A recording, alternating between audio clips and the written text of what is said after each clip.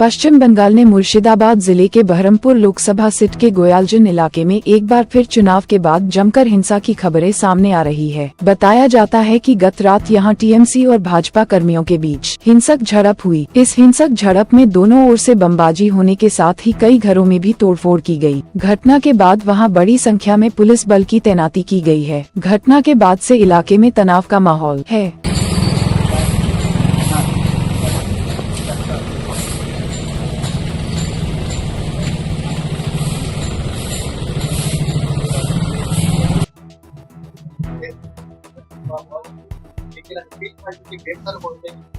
ঘটনা ওই যেটা আমার ভাই এখন বললো, কিছুদিন আগে একটা মেয়ে এই পাড়ার ওই রিপুইহাটেরই ছেলেপেলেরা, এই একটা ছেলে মনে হয় ওকে দর্শন করেছে, ওকে পুলিশেও অ্যারেস্ট করেছে। এটাই ফেসবুক নিয়ে যত সব গন্ডগোল। আমাদের এইখানে একজন তৃণমূলের কর্মী আছে, কেউ মনে হয় ফেসবুকে লিখেছিল তাকে রাত্রিবেলায় আসে অ্যাটাক করতে। এখন মোটামুটি 12টা বাজবে, আমি এখান থেকে দোকান বন্ধ করে চলে গেছি 10:30টায়। আমি বাড়িতেই ফোনে শুনতে পাচ্ছি ওর বাড়িতে প্রথমে অ্যাটাক করে, তারপরে এখানে 2-3 জন ছেলে ছিল, তারা গিয়ে তখন বাধা দেয়। বাধা দিতে গিয়ে তখন ওদের মধ্যেই হাতাহাতি হয়েছে। তারপরে ওই রিপুইহাট থেকে 1-150 লোক এসে এখন এই ক্লাব কাউন্সিল করেছে। এর আগেও করেছে, এর আগেও এরকম করেছে। আর ওরা কথায় কথায় মেয়ে ছেলে ফিরিয়ে দেয়, এমনকি পুলিশকেও মেরেছে ওরা। কালকে পুলিশের গায়েও হাত দিয়েছে, গাড়ি ভাঙচুর হয়েছে বলে। হ্যাঁ, এরকম শুনছি আমি আর কি। এইভাবে কতদিন চলবে? বোম টোমও নাকি মেরেছে শুনছি। আমি বাড়ি চলে গেছিলাম, বাড়ি যাওয়ার পরে রাত্রির বেলায় একটা সময় ঘটনা। আমার এখানে একটা দাদা থাকে, দাদা আমাকে জিজ্ঞেস খোঁজ নিল বাড়িতে আসে না। বাড়িতে অনেকক্ষণ আগে চলে এসেছি। এই তো আমার নাম রণদেব মারিয়া। আমার এই যে একটা ছোট্ট লন্ডি আছে, এখানে আমি কাজ করি। আর যে পাশে মায়ের মন্দির আছে, কীর্তন। আমরা ওই যে বললাম আপনাকে, ফেসবুকে যে মেয়েটা রেপ হয়েছিল সেই ছেলেটাকে অ্যারেস্ট করেছে, সেই ছেলেটা বিজেপি করে। হ্যাঁ, এই হচ্ছে কারণ, অন্য কোনো কারণ নাই। আর ফেসবুকে পোস্ট নিয়েই সব ঝামেলা। বললাম আগে, সেটা ওদের পছন্দ না। হ্যাঁ, পছন্দ না ওদের, এই জিনিসটা পছন্দ না যে আমাদের ছেলেরা বিজেপি করে, আমার ছেলের নামে কেউ কিছু ফেসবুকে উল্টোপাল্টা কথা বলে। এটা বলেছে আমাদের তৃণমূল যারা আমরা করি, তারা সবাই বলেছি। এই পর্যন্তই, আর কি বলবো। আমার নাম রণদেব মারিয়া। আর কথায় কথায় অস্ত্র ভস্ত্র নিয়ে আসে, জয় শ্রীরাম বলবে, হাতে বড় বড় বাসনি টাঙি বললম হোম পিস্তল নিয়ে চলে আসবে। সংখ্যায় বেশি ওরা, ওদের ইউনিটটা আছে, যেহেতু ওরা রিপুজি। ওরা কথায় কথায় মেয়ে ছেলেকে সামনে ভিড়িয়ে দেয়, ছেলেরা পেছনে থাকে, পুলিশও বেকায়দায় পড়ে যায়। মেয়ে ছেলে সামনে থাকলে পুলিশ কি করবে? আর আমরা ঝামেলা অশান্তি করার ছেলে না, আমরা ঝামেলা অশান্তি করি না। আমরা 2-4 জন নিয়ে কি মারামারি দাঙ্গা ফাসাদ করবো? হ্যাঁ, এখানে সব এখানে একজন আছে সন্ত্রাস করতে এসেছিল আমাদের ক্লাবে। তো রাত্রে নাকি মদ টদ খেয়ে যায়, এবং ছেলেপেলের ব্যাপার। সেই গালাগালি যে একটা ফেসবুকে পোস্ট নিয়ে হয়েছে শুনলাম, যতদূর আমার শোনা কথা।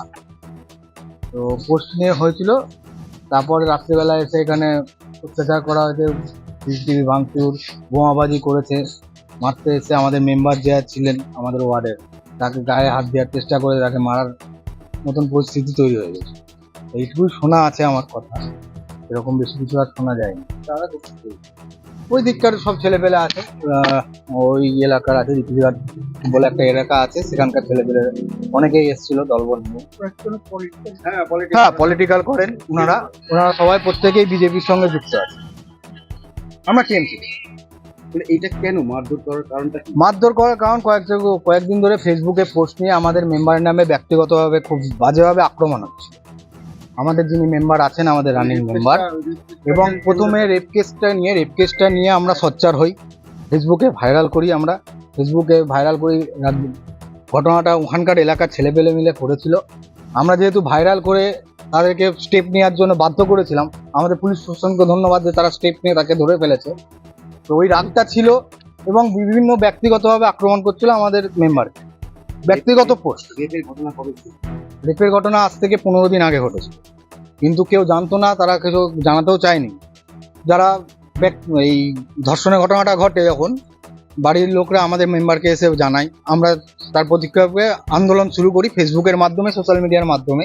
তারপরে এটা বড় আকার ধারণ করে এবং তারপর থেকে ব্যক্তিগত আক্রমণটা তীব্র হয় সোশ্যাল মিডিয়ায়। খুব বাজেভাবে আক্রমণ হয়, আপনারা সোশ্যাল মিডিয়া খুঁজলে পেয়ে যাবেন তাদের, এবং প্রত্যেকেই, এবং পুরোপুরি এটা ঘটনাটা এই নিয়েই সূত্রপাতটা হয়েছে। এর সঙ্গে কি ভোটের কোনো সম্পর্ক রয়েছে? ভোটের দেখুন, ভোটের সম্পর্ক আমি বলবো না আছে, এটা পুরোপুরি ওই ধর্ষণের উপর দিয়ে, যেহেতু আমরা সোচ্চার হয়েছি, চুপে থাকিনি, যেহেতু আমরা সাপোর্ট করিনি জিনিসটাকে, আমরা এটাকে হাইলাইট করেছি, সেই কারণে হয়তো এরকম ব্যবহার করেছে। না, গঙ্গা পুজো নিয়ে সেরকম নয়, আমাদের আজকে ছিল কীর্তন, আমরা প্রোগ্রাম করেছিলাম ক্লাব থেকে, তো সেই কারণেও কিছু মনে হয় না, হয়তো ওই আমাদের মেম্বারকে বাজেভাবে ফাঁসানোর চেষ্টা করছে, এটাই বলবো, এর থেকে বলার। চাইবেন, আপনারা কি চাইবেন? আমরা বলবো এটা সঠিক তদন্ত হোক, সঠিক তদন্ত হয়ে যারা দোষী তারা যেন কড়া শাস্তি পায়। মানে কালকে আমাদের গ্রামবাসী প্রত্যেকটা ভীতস্পন্দ, মানে কারোর জীবনের হানি হয়ে যেতে পারতো, কারোর বাবা মার ছেলে গেলে তাকে ফেরত পাওয়া যায়, এর জীবনে হানিটা হয়ে যেত। খুব বাজে ব্যবহার হয়েছে কাল রাত্রিবেলায়, কেউ আমাদের পাড়ার লোক কেউ ঘুমাতে পারেনি। আমি চাই এর সঠিক তদন্ত হোক, যারা দোষী তারা যেন কড়া শাস্তি পায়। পুলিশ তো এখানে রয়েছে, কাউকে অবশ্যই। এখনো পর্যন্ত? সেটা আমার এই মুহূর্তে জানি, তবে শুনলাম ধরেছে, নাম জানি না আমি। পুলিশের কাজ করছেন ওনারা। বাড়িঘরে কি ভাঙচুর করেছে? বাড়িঘর ভাঙচুর করেছেন, আমাদের দুই ভাইয়ের ওই সামনে বাড়ি আছে। মানে তৃণমূল কর্মীদের বাড়িঘর? হ্যাঁ, অবশ্যই তৃণমূল কর্মীরা, ওনারাও একনিষ্ঠ কর্মী, তাদের বাড়িঘর ভাঙচুর হয়েছে। আমাদের মেম্বারের গাড়ি ভাঙচুর করেছে, বাইকের রানিং মেম্বার, তার গাড়ি ভাঙচুর করেছে। এবং আমাদের গ্রামবাসী প্রত্যেকে আমার মেম্বারকে ভালোবাসে। ব্যক্তিগত এতটাই আক্রমণ হয়েছে, কেউ তাদেরকে সোশ্যাল মিডিয়ায় এতভাবে বাজে অকথ্য ভাষায় আক্রমণ হয়েছে, তার বর্ণ বিদ্বেষীমূলক আচরণ করেছে, বর্ণ বিদ্বেষীমূলক ভাবে তাকে সোশ্যাল মিডিয়ায় আক্রমণ করা হয়েছে, তার গায়ের রং নিয়ে প্রশ্ন করা হয়েছে।